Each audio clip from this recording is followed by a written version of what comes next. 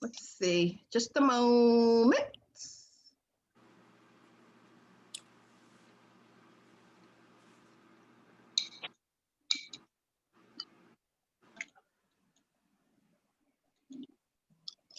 Okay, so Paulette, that's the picture I love the picture. Yeah, I like the picture too. I don't know where I got it from, but anyway. In the center.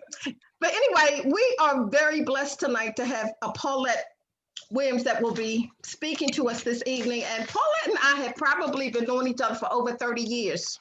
Haven't we, Paulette? We Yes. used to work at BG&E together on the call center. And Paulette, I will never forget this. You may not even remember this, but when we were on the call center, we had to work basically 7 days a week. And you got your schedules ahead of time. So if you weren't able to do your schedule, you could get somebody to switch for you. And at the time, Paulette was being trained to be an esthetician out in Pikesville, Maryland. She needed a schedule change, and I did it for her. And you probably don't remember this, but you let me come up to Vaughn Lee, get my free facial. Yeah, I do. Yeah. But like I said, Paulette and I had probably been knowing each other for 30 years, and I just admire her so much. I love her so much. She's just one of the most positive people I've ever met in my life. She always seems to know when to call me when I need her inspiration and motivation. Paulette is a person that always tried to improve herself, developing herself. She's a certified health and wellness practitioner. She's a life coach. She's a spiritual mentor. And as I stated, she's also a licensed esthetician. So I'm going to mute you, or I'm going to turn this over to Paulette, and I'm going to shut up. And I'm just going to mute all you guys. So Paulette, it's all yours now. Okay, thank you, Barbara. Hi, Thank you. everybody. Hello. Hi. It's an honor and a blessing for me to be a part of your group tonight. I am not a cancer survivor, but that doesn't matter because I still have family members who have had cancer and other issues similar to that and have passed on. But I want to turn it back to Barbara for just 1 minute. I just want to just thank you, Barbara, for just offering me the opportunity to speak to you ladies. But most important, to thank Barbara for who she is. Barbara is a good example of what I'm going to talk about tonight. She could have used her illness and stay in a place of sickness all the time. But what she chose to do was take the concentration off of herself and use her gifts to be in service to other people. If I have someone that calls me or someone refers someone to me that has been diagnosed with cancer, especially breast cancer, I will pick up the phone after I talk to that person and make sure it's okay. I will call Barbara. Barbara, I need you to talk to this person. She needs support. Barbara will automatically call and get that person straight. So I want to thank you for your contribution to society, and especially to this group of ladies that you have from all across the country that's going to get bigger and bigger and bigger. So I know that you give up your time, and it's always a free service, but my spirit says you will be blessed tremendously. I know the financial part is not a big thing for you, but God will bless you for what you do. So just hold on. Thank you. I'm speaking that into your spirit. Yes. So I just want to say, like the song said, in the light, we are all going through something, including myself, but it's all in how you embrace the challenge, how you embrace the change. So right now, what I do in my business, I'm a service advocate for a company that has a psychiatric rehab program. And so I do service advocacy for people who are going through, people who are really trying to get their lives back on track because they fell off whatever reason. So they may not have cancer, and many of you are dealing with different types of illnesses. They may have been former addicts, alcoholism, some may be sickness or illness. But the main thing I'm trying to get you to see is that most people are going through stuff out there. It's really ugly. Now I tell Barbara, don't say words like that, but it is, okay? And even though it's ugly, it's beautiful because I see people wanting to make a difference for themselves. And that's what it's all about. You don't want to stay in the sickness. So I congratulate you ladies for being on the call. I am a firm believer that everything is in divine order. There are no accidents. You are here for a reason. I am here. Even if I just save one life tonight, I'm sure I will be blessing to many others, but you're all here and I'm here for a reason to bless you as well. So I am Paulette. I am compassionate. I am passionate, and I am loving. Those are my core values. So I give a workshop called The Gift of I Am, and it starts off with defining your core values. But tonight, even though we'll talk on that briefly, I decided, and Barbara decided, that because many people are just going through so many challenging things, we didn't want to give you a lot of mental work to do, because that is a lot of mental work. And so I just want to give you some tools to support you to hear this quote. This is a new quote that I've been hearing a lot lately: to live in peace, P-A-C, God in peace. How many of you would agree? If you can agree, just raise your hand, whatever. Because you want to learn to live in peace. We don't have to be falling all apart because everything is happening around us. So I want to just start, hi Brenda, by Hi. giving you my story, just to share a little bit about myself. And so you'll have an understanding as to who I am and why I've chosen to follow this path. My gift is to be of service, to help other people to define their mission. And especially, I don't know how many people here are Christians. I don't judge. So you serve the God of your choice and your purpose. As Christian, it's very important that we tap into our defined purpose. So if I can help you with that anyway tonight, we won't get into it very deeply, but we'll touch on it briefly at some point. So my basic story is I grew up in, I don't know if many of you are from Baltimore, but in Lexington Terrace Projects as a child, which we call the hood, the ghetto, with a single mom that raised 8 children by herself, three girls, 3 boys. And one of the greatest legacies out of that whole family situation is that I had 2 sisters who were very, very smart. They were valedictorians of their junior high school class. So they were in a program that supported them exceeding academically. So they went to all kinds of cultural events. And so I was included. So I got to become very cultural at an early age. But to make a long story short, they went on to private high schools, private institutions in Baltimore. And both of them were the first African-American women, the first Black female to graduate from those private high schools. And one was Roland Park, which was 50 years ago for my oldest sister. And the other one was St. Paul's School for Girls, which was, I guess, it'd be 50 years ago in 2021 for my other sister. So even though they were very smart, I always wanted to do what they did. And I would always say, what about me? But I was always told, well, you're not smart enough. You're not good enough. It's just going to be too hard for you.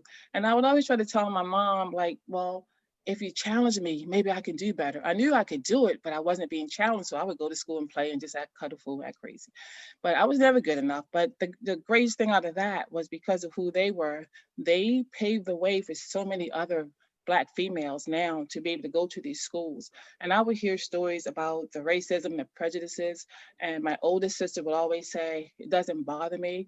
I'm willing to take the challenge because it's what God has designed me to do. It's my mission, it's my purpose. And I want to pave the way for other young Black sisters. So they taught me, to love myself. They taught me to build my self-esteem. I give back in so many ways because of who they have taught me to become over the course of my lifetime. So to kind of like fast forward a little bit, I've had a lot of challenges. And working with the people that I work with, when I go out to see them, they'll look me up and down and I'll sit down and I say, first thing I'm gonna say to you is don't judge the book by its cover. Because we always sometimes look like we got it all together. And that's why I say never judge another person, because you don't know what's underneath all that beautiful stuff. And from that, I birthed a book called Transparent Beyond Beauty, The Other Side of Pain. Because when I was going through, many people had no clue. When I would leave the house, I looked good, my hair was in place, everything was good, but I was really suffering in a severe depression. And I'll get into that in a moment. So we all have our illnesses, we all have our trials, but it may be breast cancer, it may be another form of cancer. For me, it was severe depression due to a loss. It could be anything, but everybody's facing a challenge. So we're gonna at some point go with some tools to try to help you with how you can emotionally and mentally be able to cope and look at your challenges in a different light to be able to help yourself to heal and just go on to manifest your dreams and desires. So my main thing is too, is like when you get knocked down, is to be able to get back up. And one of my favorite saying is that you take a licking and keep on ticking. That's my favorite life saying because it's really challenging out there. So I'm going to fast forward again. In 2000, I lost my oldest sister, the one that graduated from Roland Park, to breast cancer. And the hurting part for me was like, I would sit there and watch her die, and I didn't even know how to help her. And even when I talk about it, it's still humbling, like it still hurts a little bit, but it's okay. Um, so when she passed on, I realized that I wasn't getting any better emotionally. So I sought therapy. And I suggest to many of you, if you're dealing with a sickness or crisis, or if there's an emotional situation that's haunting you from the past, there's nothing wrong with therapy. They're trained to help you deal with those emotions. As a life coach and a health and wellness certification person, my job is to help you from here, to look at life from here, and to move it forward, to manifest your dreams and desires.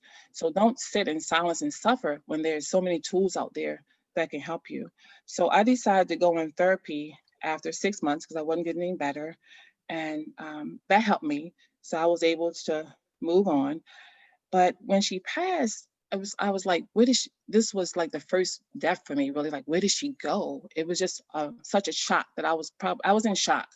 And so the therapy helped me, but I wanted to do something more. I'm like, I don't ever want another person, especially that I know, to sit in front of me and pass, especially from cancer, that I can't help. Because I saw tools that could have been used in terms of her emotional well-being, that she could have done that after it was all over. I saw that. And then I started doing research and learned a lot about the cancer patients and things that they can do emotionally. I looked at causes for certain cancers, what the emotional cause is, and things that you have to do to reverse those causes. Many illnesses, I'm not going to say all, many are from stress. Many are from things that we're doing emotionally that causes the stress on our body, and it turns into dis-ease in the body. That's basically what it is.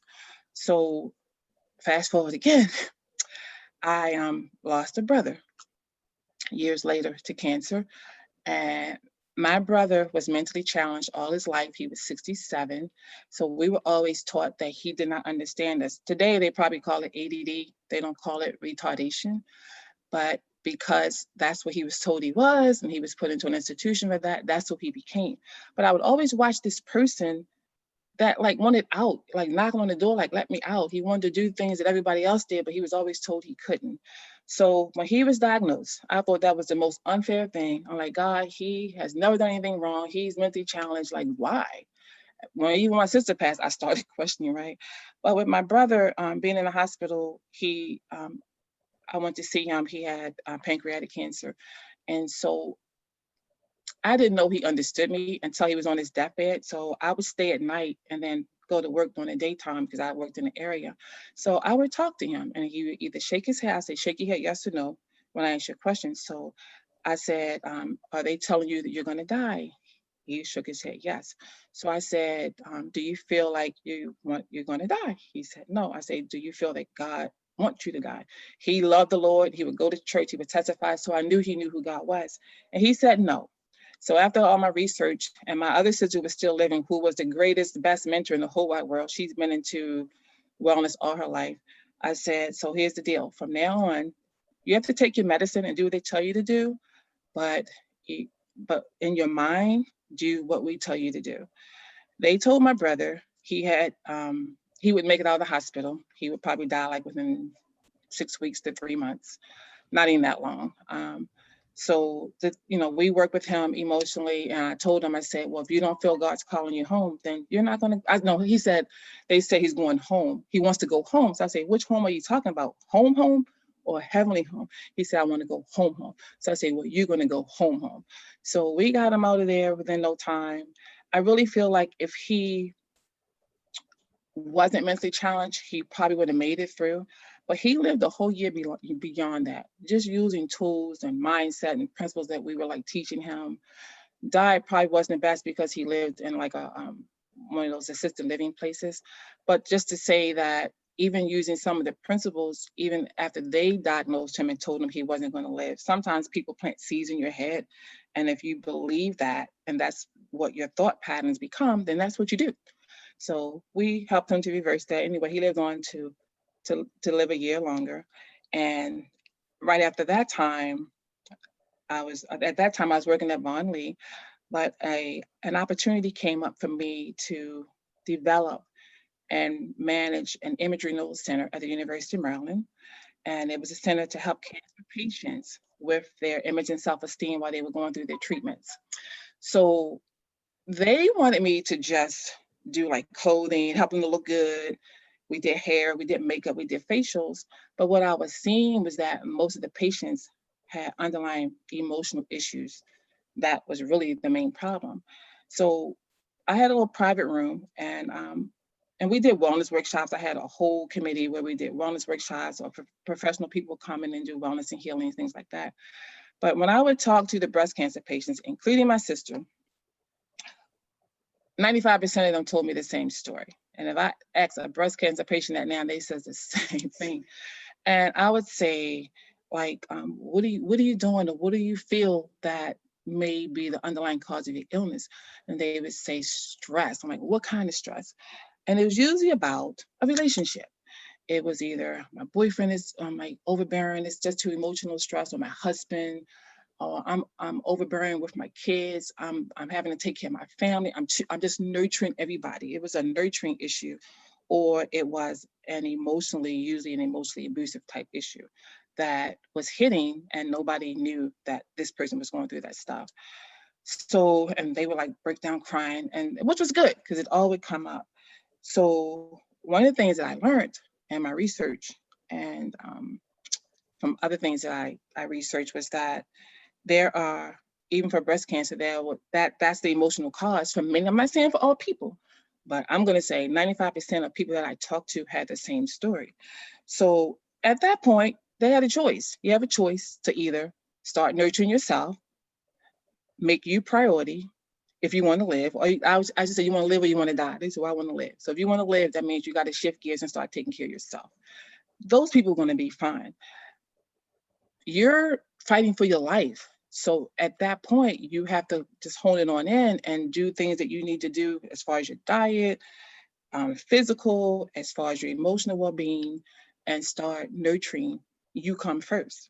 You cannot help somebody if your reservoir, if your cup isn't full.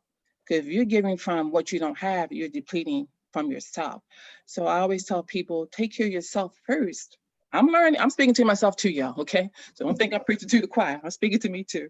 So learn to take care of yourself first and not feel guilty because you can't do for your family. Sorry, ladies, for your husband, for your boyfriend, or whatever. Because if you're sick, you can't help them anyway. And if you're gone, what's the point, you know? But if you're fighting for your life, you have to do the things, and also spiritually. I left spiritual out because that's a big one, and I'll talk about that in a moment. But you have to learn to hone it in to taking care of you first. And then if you choose to take care of boyfriend, husband, kids, family, nieces, nephews, and take on the role as what they call the matriarch of the family, which is a big responsibility. Because I stepped in at one point when my sister passed, and I'm like, I backed off. I'm like, I'm not ready to die, because I saw myself going down that road. I'm like, I'm not willing to do this. I'll help, but they're gonna have to fend for themselves because my life is more important. So I just want to say, like I said, you choose life or death. And so I fast forward a little bit more. The Image Center was a great blessing. I learned so much. I was able to help so many, not only me, I had a team, I'm not gonna take all the credit, that we were able to help so many people. Like we did the hair fittings, the whole image thing. There's a story on the internet about a young teen at 13 named, well, her name's on the internet, so I can say her name. Her name is Jaylene. And she walked past the window one day and she saw a wig, and I just watched her and I could just see she just wanted it so badly. So when she came in, her mom told us what was going on. She had some type of, I think, lymphoma or something like that. And she didn't want to go to school because the kids teased her because her hair was all out. So my assistant, Sheila, who was the cosmetologist, we fitted her for a lace front wig, which was glued on. And you should have saw the butterfly that this person blossomed into. She was a whole new person. She was so happy that her mom couldn't afford it. We were like, we can't say no. we'll figure out a way to pay for it. We'll get a philanthropist or somebody to cover the difference or just write it off. But it was our way of just helping her because we saw what the image part did for her. And to make a long story short, Jaylene has finished college, doing very well, moved to California in remission, and God's blessed her and she's gone on with her life. So, I mean, there's so many different stories I can tell you, but like I said, it's a choice that you have to make. So during the time after my sister, my next sister, who was a year older than me, it was her turn. And I'm having all these tools and I knew I could help her. Now, this is your time to go, it's your time to go. I can't save everybody, but I'm going to try. If you tell me that you want to live, I'm going to do everything I can do to help you to fight the battle and live. And my sister said she wanted to live. So I have another family member who believes that if you're sick, then it's time for you to just transition on out. So we battling back and forth. So I called in my little team and they did their physical stuff at the hospice. They put her in hospital without them telling me. And we trying to save her, hospice trying to take out. It's kind of funny now that we like battling back and forth. So then one day the doctor comes in and say, well, what are y'all doing? It's like, we're not doing nothing. And he's like, it's obvious y'all are doing something because it's y'all interfering with what we're trying to do. We're trying to take, have her transition rest peacefully and she's getting better. And we like, duh, that's the point, right? Because I mean, she had started losing movement. She wasn't being able to move her hands and her feet and start feeding herself. So the person who says, well, it's time for her to go because she's sick, whatever, I don't know why. They came to us and said, whatever y'all doing, today it stops. Tomorrow she'll just be on whatever you call it, needles and whatever. We're going to start giving her something to take her out peacefully. So we lost the battle. But that's the one that took me out. It hurt me because I'm working with cancer patients and I'm helping all them to live. I couldn't even save my own. I was like, how come I can't save my own sister? Sometimes we can't even help people that are closest to us because they don't hear us also. So even in my practice, my coaching practice, I'm not supposed to coach my family and people that are very close to me.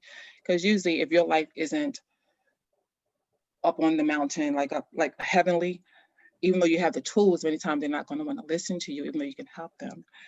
But so she transpired and I started spiraling downward. When people would come into the image center, the cancer patients, I didn't even want to look at them. I mean, I didn't even care, honestly, because I was so devastated by that loss when I felt like she should have lived and she could have lived if it wasn't for them telling us to stop what we were doing. But everything is in divine order, so maybe it was her time to go. So I've accepted that now.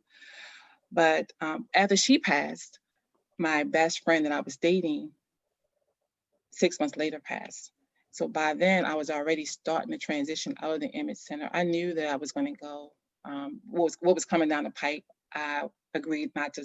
Unfortunately, if anybody on this call who was a part of the center, I apologize because we made an agreement to keep it quiet. They didn't want anybody to know until I had just basically left because they knew it was probably going to be a lot of stuff behind it because it was just doing so well. But so during the time I was there, right before I left, let me show you how God works. An email came to me out of nowhere. I didn't even know the person. They were looking for a volunteer to work in a health and wellness center as a marketing person. I have a background in sales and marketing. I kept calling. She would never respond. So then one day I called and I said, tell her I'm the person she's looking for. So finally, when I said that, she called me back. And so once I left the image center, even though I was down depressed, I tried to stay home for a while and just suffer in my sorrow. She wouldn't allow me. So I went to work for her as a volunteer, still suffering, trying to pretend everything was okay for that whole year. This was in like 2014. I left like in April. So for the whole year, pretending everything okay, looking good. And I guess as a therapist, she finally figured out something wasn't right. Because by then, I had lost my job, I had lost my house, I lost my car. And if I didn't have family, well, first of all, knock on wood, I refused to live on the street. I would sleep in somebody's basement, backyard, garage, whatever. But my family, a member took me and my son in. He was in college. So when he came home, he would come to the house, but I had to eventually take him out of school because I couldn't even function to deal with that situation. So he had to come out of school for 2 years. But so in working for her, I was learning tools because she had a health. That's where I got my certification from. I was her marketing person for finding students to take her training class. So I was learning. And after becoming so good with that, she had me to coach the people who were training to become the health and wellness life coaches. So I really dug in. The great thing for me about that was it was my passion, and I always felt something was missing. So that component that was missing was the certification that came in. And then I just felt that God had truly blessed me to understand it all and to really, really be able to help people. And the tools from the workshop, the training, the tools that she has designed truly, truly does help people, and it does work. So after losing it all, there was no one. I mean, my family, they knew something was wrong, but I had to back up for a minute. I had saved enough money to hold me over for 2 years, so I really didn't have to work. But I was suffering. Whenever I would go inside my home, I was suffering, and nobody knew, to the point where I thank God I didn't make myself sick, because I could have. But one thing that I did do, I became closer to the Lord. It was a spiritual connection. I did start going to like spiritual empowerment center, not a traditional just Baptist church, but where my spirit was being fed. And I mean, I just grew so spiritually. So then I had my gift of who I was. I had the training. I had God's spirit upon me. And once I bounced back up, it was on. So I use the tools. I use the principles. No, my life is not perfect. I still struggle. But I do have tools and principles. The ones that I teach, I use for myself to keep my life going. And so when Barbara said the comment about it's really rough out there, it is, but our thoughts are very powerful. And so if we constantly speaking the negative, saying something's wrong, what do you think is going to happen? You're attracting what you're speaking. I'm going to talk about that in a minute. So I had some notes that I just wanted to share. Some things that would talk about how you can prevent well-being. So you'll see me like pull my notes out in a minute. But I just wanted to say that even through my challenges and even now, I just stay spiritually connected. And even with COVID, a lot of people are like, oh, it's like so devastating. No, I'm not drowning in the sorrow about COVID. COVID, unfortunately, for many people who lost their lives, God bless their souls and their families. No, it wasn't fair. But and it's like I look at the Bible like the sacrificial lamb. Something usually has to go for something to be birthed. And in this whole, to me, the world was on a roller coaster about to fall off. I don't know how you feel, but we were all like this. And I'm glad that it took something to slow us down. Unfortunately, it had to be to that degree. But for those who are still, I'm a believer, as long as you have life, you live life abundantly. For those who are still here, to me, COVID was a time for you to hone in spiritually, a time for you to get to know yourself, to learn about who you truly are, to look at, we can't confess the future, but we can look at what are we trying to manifest? What are our dreams? What are our desires? So much stuff became so clear, and it can become so clear if you just be still and stop drowning in the sorrow about what's happening and look at, well, I'm still here, so I'm here for a purpose. I need to make something fruitful and something good happen. So I don't know if anybody have any questions before I start.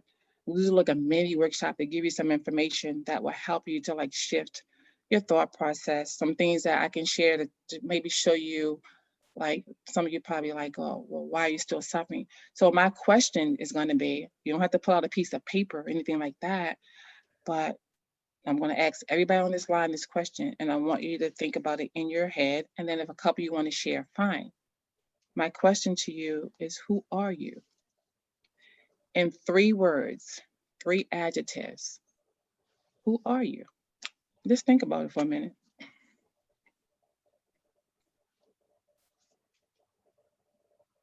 Anybody want to share? If anybody want to share, you have to unmute yourself. I have you all on mute. Oh, sorry. That's okay, but they can unmute themselves. And they may not want to come off mute. Something somebody be brave. Come on, somebody share.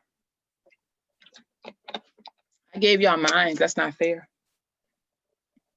Nobody wants to share? Okay, they don't want to share. Well, mine was, you share. You talking to me? Yeah, you. No, I'll share. Oh, go ahead, Brenda. Okay, thank you. This is Martha. How are you? Good. I'm helpful. Mm-hmm. I'm patient. Mm-hmm. And I'm a hard worker. Okay. So those are your core values. Mm-hmm. Many of us define ourselves from who everybody else say we are. So when we're growing up, our parents have already defined us in terms of who we are. So many of us grow up to be that definition of who they say we are, who our teachers say we are, who our friends say we are. At some point, we have to redefine if deep in your soul, that's not who you know who you are deep down inside, but many of us are afraid to live that. So deep in your soul, when you find those three core values, you live from those values, and everything else circles Hmm. around on that. You know, Mm-hmm. so whatever. What's your name, Miss Margaret, Miss Martha, Martha. Miss Martha. So yeah, in terms of what you do, you bring helpfulness. You are a dedicated worker.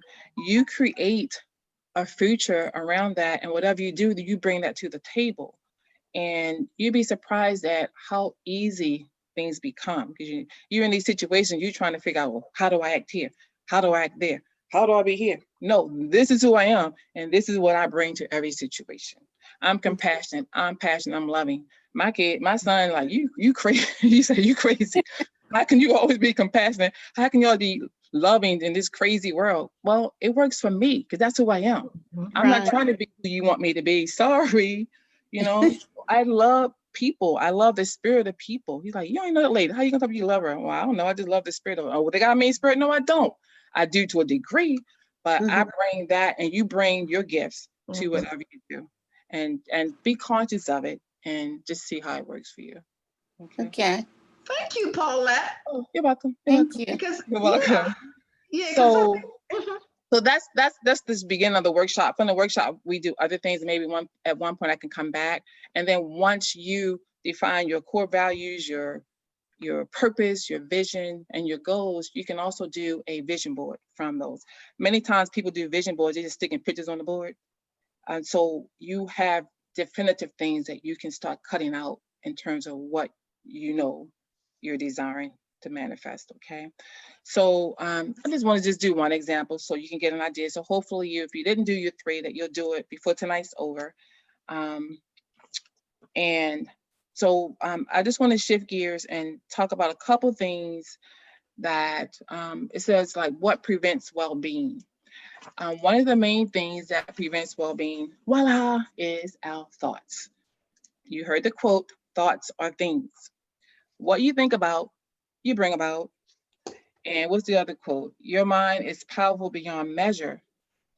Choose wisely the words that you're going to say, the thoughts that you're going to say. I don't know if I talked to Barbara or not about reframing. Sometimes you have to reframe what you're going to say. Like when you said that word, it's trouble out there.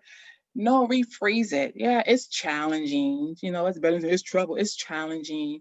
Um, yeah, many people are having a tough time, but don't stay focused in there. Try to, and many times what I tell people to do, if you say something negative, then just say the opposite of it, rephrase it to say the opposite. You want to try to speak possibility and keep it moving. And so like sometimes my son would say, well, that's not reality. You like not living reality. I am living reality. The reality of it is that I would rather choose to see manifestation than to choose to see nothing happening. I can sit there all day long and say nothing's going to happen and be happy about it, but my life isn't moving. So if I have a dream, I'm going to choose to look forward to that dream. I'm going to choose to make it happen. But most importantly, I'm going to choose to believe that I'm worthy of it happening. Because if you have a dream or desire and you don't believe that it's going to happen, what's going to happen? It ain't going to happen. Many times it may not happen, but sometimes it also doesn't come in the form that we want it to come in. Many of us get disappointed. I didn't want it to come like that. Well, God says this is how you're going to get it. And many times, not the bad stuff all the time, but some of the good stuff don't come the way, things don't always come the way that we think it should come, but it comes. And so we have to choose what we think about, how we think about things. We have to believe in our hearts, like, are we worthy? And like many people are sick. I personally feel that God doesn't want us to always be sick. We all have a mission, we all have a purpose. And if that purpose is for you to have, well, I'll use Barbara, she has cancer, but her purpose in getting that is what she's doing now. You know, she could sit back and have a pity party. I'm sure she has her challenging days, but she used her illness turns it outward, takes the focus off of herself, and gives back to the community and gives to someone else, making a difference for somebody else. So we're all here to serve in our own capacity. So instead of us sitting around moping and focusing on what's not happening, get a book, a dollar store notebook you can journal in, and journal out your dreams and your desires. You can write out the bad stuff that's haunting and hurting you. And if you want, ball it up, tear it up. When you finish, throw it away, burn it. You don't have to keep it if you don't want nobody to see it, but you need to really get it out of your head so you can have space to just think about more possibility and more positive things. Let me see what else I want to share with you. So I wanted to share some pointers. It says communication, it begins with me. The first step to effectively communicating with others is to align your thoughts, beliefs, and emotions with well-being. This is how you raise your vibrational level and attract the things you desire: prosperity, cooperation, success, understanding, and compassion. When your vibrational level is high, you naturally attract desirable circumstances. And when it's low, you attract undesirable situations that leave you feeling powerless. A high vibrational level enables co-creation to be a natural, easy process. So many of us are vibrating down here because that's our comfort zone. That's what people are used to you being. That's how people know you. And many of us are afraid to be that light, that she says be, because we are the light of the world. And I understand that some of you are dealing with some really serious like health issues and things like that. Again, as long as you have life, you get up every day, you be grateful, you be thankful, and you keep trying to move beyond that. You, like I said, change your thought process to positive things and things that you would like to see going to happen if you don't do the work. I've had workshops where, like one person said, "I'm sorry, I can't do it." I'm like, "What's going on?" She said, "I can't see my life. It's too confronting for me to see my life like that." She didn't want to look at the issues. She said, "I'd just rather just stay where I am. I'm not going to force you. Fine. If you ever want to talk to me one-on-one, we can do it." But it's uncomfortable for many people. But you have to be uncomfortable sometimes to be comfortable. Okay. And it will actually give you a shift in a whole new direction when you do the work. I promise you that. And then finally, I want to share some information with dealing with undesirable situations, some approaches that you can use. And it says negative emotion is an indicator that we are focused on what we fear rather than what we desire. Become aware of negative emotion. It is a sign that you need to consciously shift your thoughts in the direction of your desires. When you feel negative emotion, ask yourself the question, what new desire do you want to come from this? If something is like not feeling good, you can like sink in it. You can say, maybe I'm trying to birth something differently. That's why this is being drawn to my attention. And create a new desire to come from that situation. Or what new opportunity does this situation create for me? You want to focus your thoughts on the new desire rather than the fear of not having what you want. Set the intention to align your beliefs with your desire. And then you ask help from God, the universe, whoever it is that you serve, and just unconsciously choose to look for thoughts that feel better, and you release it and let it go. And there's no need in having to struggle with the desires. So what I want to do, Barbara, if we can, and I'm just about done. And before I'm done, I just wanted to say, make sure I didn't miss anything. I want to say, I know you all probably have your own pastors, but Pastor Bishop Thomas from New Psalmist, I listened to him on Sunday, September 20th, and it's been a series, but that day it was called What's Wrong with Jacob? In other words, what's wrong with me? Off the chart.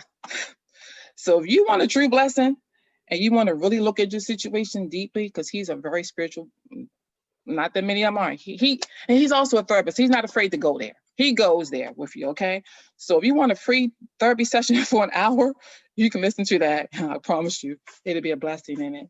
And then after we do this exercise, Barbara's going to play a song called In His Plan by, I forgot her name. I know Mary, and Leandria, oh my gosh. And it's a sad song. It doesn't have to be, I mean, a slow song. It doesn't have to be sad unless you choose for it to be sad. Our thought process, remember, but it's a blessing in the words. So what I'm gonna ask everybody to do is called the 4-step harmonic process, designed by psychotherapist Dr. Margaret McCraw from Behavioral Health.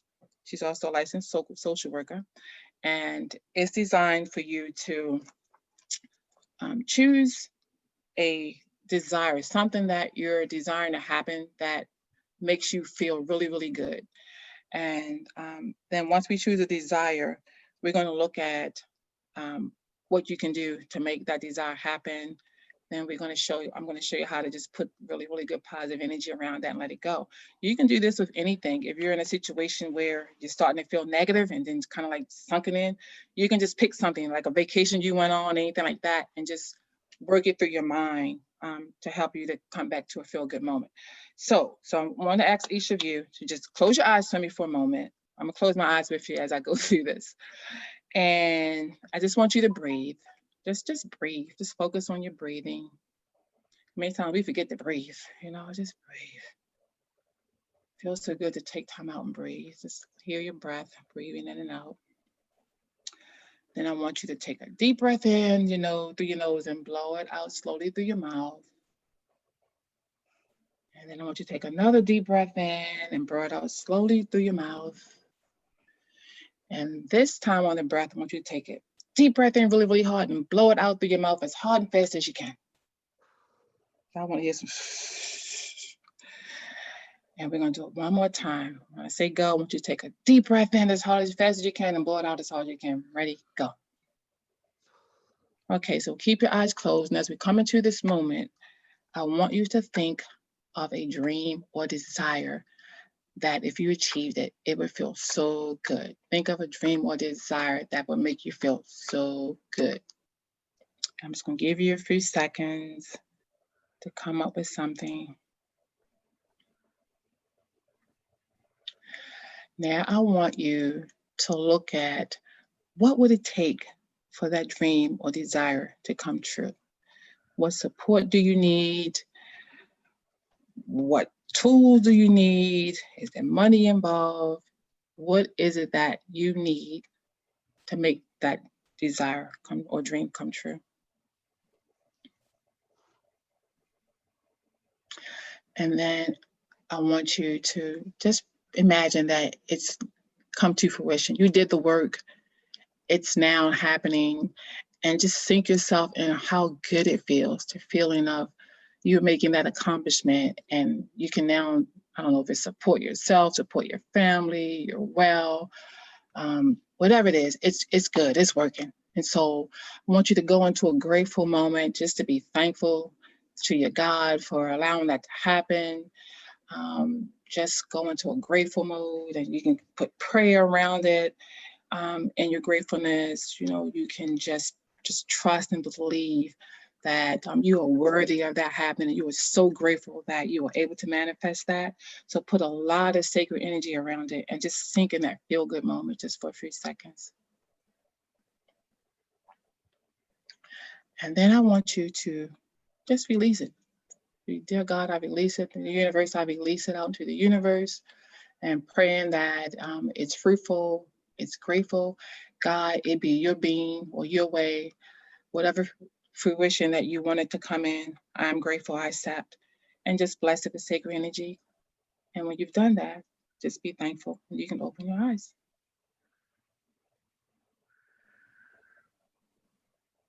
And I hope it felt good for some of you. You can take them off speakerphone if they want to talk. Thank you, Paula. You want me to play the song now? You can play the song, yeah. Okay.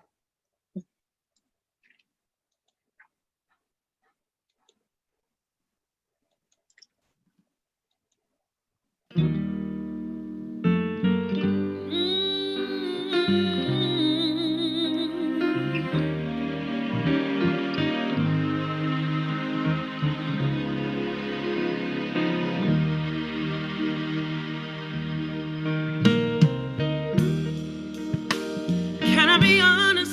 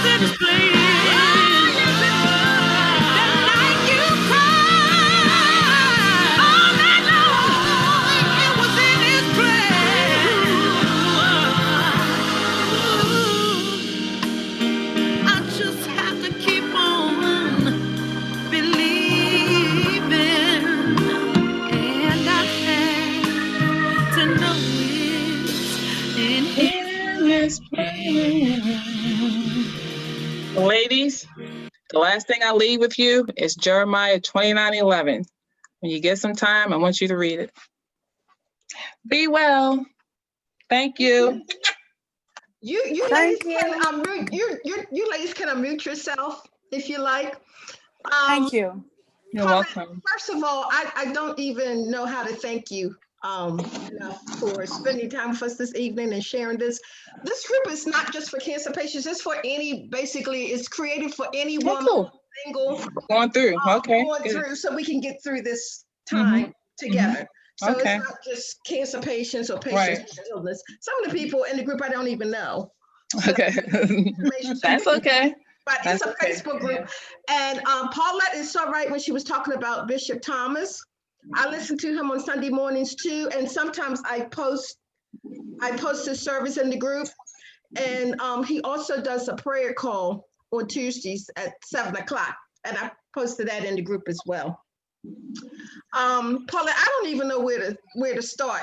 Well, I just want to say, like, my clients that I serve, many of them have the pay phone, so they don't have the other phones, but I will listen to the sermon and send it. If I forget to send them a sermon, they, Miss Paula, you didn't send me the sermon. But that one for September 20th, they say it's truly bless their souls. So I encourage them to listen to that. Yeah. Mm. Do you still have a copy of it, Paulette? Your thankfulness to me is like, it's God's blessing to serve you ladies. I don't pick and choose. I ask God to lead me to people who can hear my message and that he wants to bless with my message. So we're all here for divine purpose. So that's all I need. Thank you. All right, your message was appreciated tonight. Thank you. Yes. Yeah, and I remember when Paulette was working at the Image Center down at the University of Maryland. Yeah, that's the sign. See the sign back there? That's what my And, picture was. She did so much for those cancer patients. It was just unbelievable. Paulette, I like I said, You're good.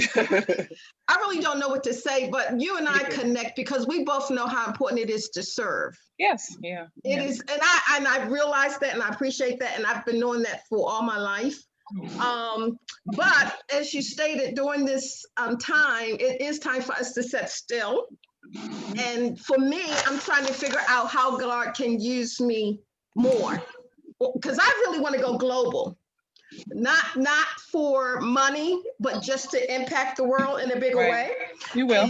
And I know to do that, I have to embrace technology better, because this is the best time ever Mhm. to learn technology. Girl, yes. I'm trying to embrace it. I am trying to learn it because I know I have a message that people need to hear.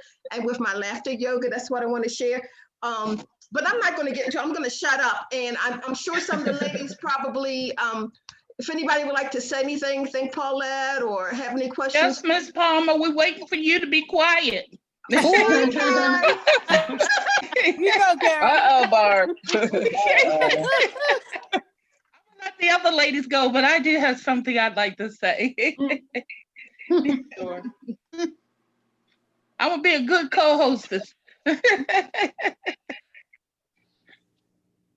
Well, nobody said anything, so I will. Miss Paulette, this was a wonderful, wonderful session. I thank you Is that so Karen? much. Karen? Yes. Yeah, that Karen? Yeah. All I ask is if you could like type up a page, because this is such a simple exercise. But we were like caught up in our feelings while you were trying to walk us through it. So Okay. type up a simple attachment and Barbara can post it to the group. Because like you said, we can use it for anything, Mhm. you know, because I'm getting ready to lose my job, but I also have health issues. So I'd Mhm. like to speak all that into positivity Mhm. for each issue. So if you could just do that, I would be very appreciative. But this was I will for you. phenomenal. I will for you all. I don't normally do that, but I lost my 9 to 5 in December. Right. It's been the best blessing of my life. So don't sweat it. Sometimes God moves us out of one place to another for a reason, and He's taking me to everything that I've needed. So Amen. Yeah. Amen. Well, I need a little help with that. okay, I know it's a trust issue. It's a big journey, but it can be fruitful. Yeah, it can be. Yeah, but I will do that for you, ladies. Paulette, I just want to say that Brenda. that message was so powerful, powerful, a powerful delivery. The message was just on target. And I was just so blessed by it. And I just thank you because You're I have a welcome. change as well. October 1st, I retired, but it wasn't a retirement that I was looking forward to. It was one that I would either go out based on stress, and then I just took my options. And, Mhm. I was sitting in the dentist's office, in the doctor's office. It was actually an eye doctor. And someone called me. I heard someone talking in my pocketbook. And I was like, what in the world is this? And somebody said, it was Darlene Green Connor, if you know her. She worked for BGE for years. And Darlene said, Brenda, I just read your message. And she said, I just want you to know that God provides. She said, regardless of whatever it is that you're leaving, maybe not when you thought you were, she says, but God provides. And she says, I'm not particularly religious, but she said, I just know that God provides. And that's a message for you, Karen, as well, Yeah. because God does provide. And I believe that. And I just thank you today for everything that you said, because it helps me to remain positive. I feel positive about the situation because I do know that God provides, and I know that He's able to do all things but fail. So I just say thank you so let me much. say, you're welcome. Let me say something to you. You've been at BG&E longer than I have, so I know you're in a better position than I am. But with that, let me tell you something. I retired too. With the COVID thing going on, I just wanted to make sure I had something coming in. But let me tell you how good God is. So like last year, BG&E sent me money that I didn't know I had. They sent me a letter about some money I didn't know I had.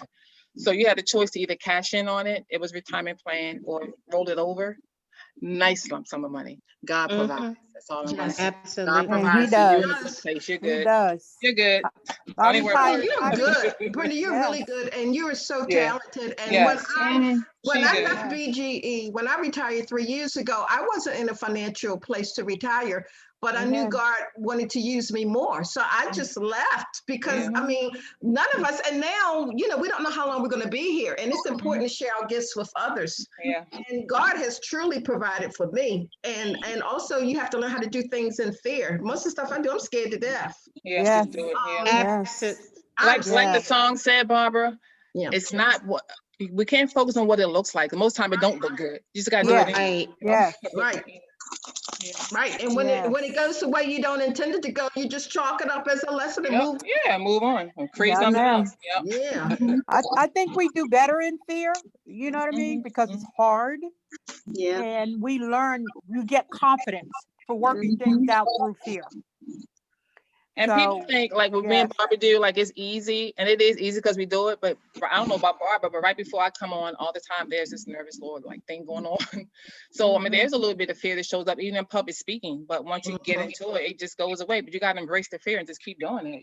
Especially Yeah. You hear that, Miss Sharon? You hear that, Miss Sharon Davis? Yes, I do. You know what we told you 2 weeks ago? It's not an option. That story you got to share. Yeah. It's very true. Yeah. Anybody else? Hi, Thank you, Paulette. This Paulette. is Tiara. I just wanted to say thank you for sharing your story. I really appreciate you tonight. And I also wanted to get the name of that sermon you mentioned earlier. Okay. Yeah, we want a copy of that. Can you post it, Barbara? Barbara has it. I thought you was the co-host. Not in IT department. Are you all on Barbara's Facebook page? Because she's going to post it. In the group. Okay. Karen, you are? Okay. What you can do, Paulette, if you have a link, or if I can just go to New Psalmist site, can I find it there? This is what I typed in. I typed in New Psalmist Baptist Church sermon September 20th, 2020, and that came up. Do you get a link? I'll try to look for it, and I'll just put the link in the group. Okay. Wow. I think somebody else wanted to say something. You're going to be blessed by it, I promise you. I'm going to listen. I'm listening to Bishop Thomas. I'm like, no, he didn't go there. No, he didn't go there. Oh my Lord. No, he didn't go there. Yeah, I love it was literally a 1 hour therapy session for free that pierced your soul. I promise you. I'm going to listen. Yeah. Wow. Thank you, Paulette. That was You're very, welcome, very ladies. uplifting. I'm telling Hi, you. beautiful lady. And that's very true. Those positive thoughts truly make a difference. Yeah, Yes. I mean, it's a challenge, but you have to practice it. It It'll come is. to you. Yeah, because it's easy to get caught up in your emotions is, and, yeah, and dwell yeah. on things you don't have instead of looking at the big picture and say, thank God I'm alive. Yep. I woke up Yes. this morning, I had Yes. breath, you know, I can walk. Trust me, I some can mornings eat, I wake up, can I don't work. feel like seeing it either. But the first thing I do when I open my eyes, I say, thank you, God, Thank for you, allowing me to Jesus. Yes. see That's another right. day. 'Cause some people wake Yes. up, they Right. can't even see. So I'll say, That's see right. another day, you know? That's right. Absolutely. I'm grateful. Thank Absolutely. you, Lord. Yeah. That's right. Mhm. Amen. That's very true. I'm sorry, y'all mean to get preachy on here. No, you Go ahead. Go ahead. Paula, you have really been a blessing. You have been Yeah. such, you have been a blessing to me since I've been knowing you. But I would like to come back and do the workshop. We can do it in an hour. But That's they good. have to be in the mindset that they want to do the work. You guys got to work. You got to work. I don't mind. It's going You to do have to- require some You mental got to be, work. yeah, you got to have to do the work. Yeah, and you That gotta would embrace, be you have great to embrace the for- fear. Your like you do the happiness, I mean the laughing. laughter yoga. That would be a nice like Saturday afternoon for like a full hour when we're all rested from work. Well, I won't be working soon, so anytime is good for me. So I think I'm suggesting that we do it on maybe a No, Saturday. she was talking about your laughter yoga. No, No. it's about you, Paulette. Oh, Oh, because that's fine. Whatever. That's fine for me. Yeah, late evenings, you know, our mind don't go that's so true. far. You're tired. Yeah, that works, especially like early, not early, but mid-30 on like 11, 12, something like that. Mhm. Yeah. Mhm. Okay, just let me Yep. know. Wow. Anybody else? Wow, Paulette, once again, I appreciate you so much. I'm so glad that you're in my life. I appreciate all the support you've given me through the years, and I appreciate you coming to speak to the group today. No And I was so problem. excited. I had put a message out in the group that you were coming today and that they need to come hear your message. So Thank you. Thank you for my picture. Glad I did. Pictures. The beautiful picture too. Pretty cool. Thank you. we're just going to close us out in prayer. But before we do that, first of all, the next meeting will be October 22nd. Okay.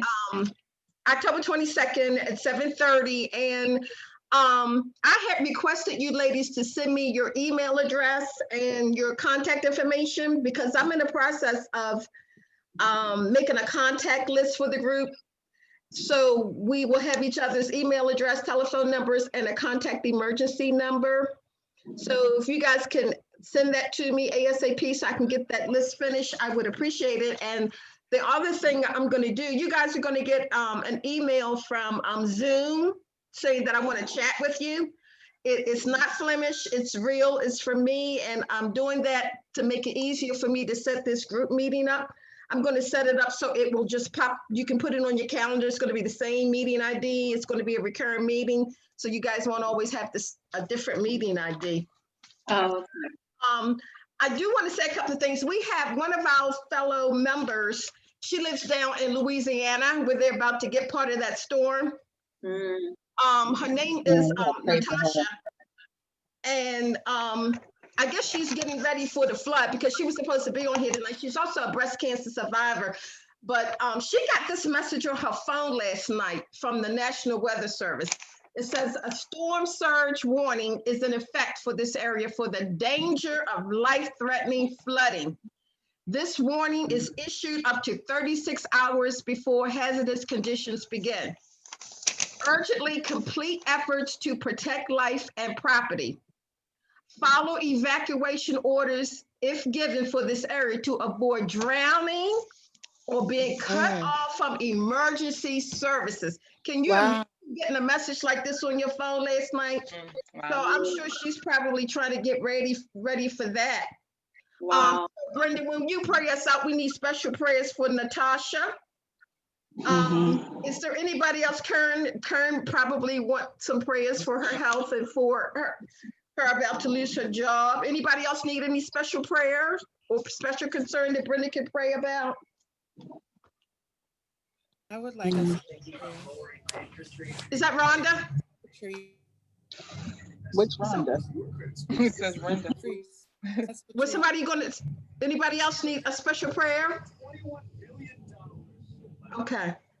All right. So Paulette, once again, we thank you. I love you. You're just, I just have Thank you, so much. ladies. Thank you all. Thank you. Thank you. So Brittany, congratulations on your retirement, Yes. Woo, woo, Thank you. and you're going to be fine. woo. Mhm. Yep. Yep. So Brittany, if you don't mind, if you could just pray us out. Sure. I just want to again thank Paulette for what she did for us today, because almost everything that she thought about when Barbara asked me to pray, I was like, Lord, just speak to me and tell me what it is you want to say to your people. And the thing that came to mind was Psalm 46, and it's compatible with what Paulette asked us to remember, Jeremiah 29:11. I know the plans I have for you, plans to prosper you. And in some translation, it says, and bring you to a certain end. And we know that God is in control of everything. There's nothing that goes beyond his sight, because he's all seeing, all knowing, and an ever-present God. But I'm going to read Psalm 46 for you really quickly, because it has all of the points. And what I want you to hear from this is that God is in control, as the song said, and that he is always present. He's never far from where we are.